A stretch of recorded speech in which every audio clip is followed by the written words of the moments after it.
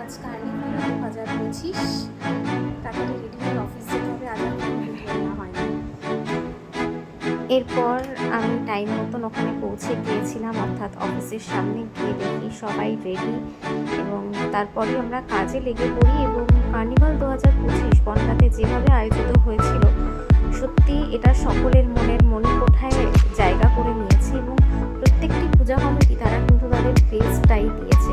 এবং আমরা যখন অ্যাঙ্কারিং করছিলাম সেই মুহূর্তে কিন্তু আমরা এত মুগ্ধ হয়ে পুরো বিষয়টি দেখছিলাম। প্রত্যেকটি পুজো কমিটি তারা তাদের নিজেদের মতন করে চেষ্টা করেছেন পুরো বিষয়টিকে তুলে ধরার। আর সত্যি এই দিনটাতে এত মনটা খারাপ লাগছিল যে পুজো একেবারেই শেষ।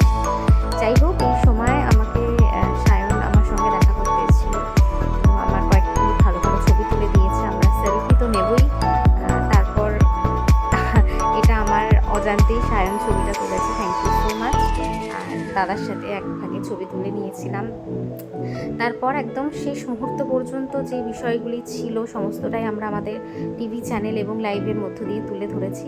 তারপর বাড়ি ফেরা, এবং ফেরার পথে দেখছিলাম যারা যারা কার্নিভালের নাম দেখায়নি তারা ভাসানে বেরিয়েছে। তো এভাবেই পুজো শেষ।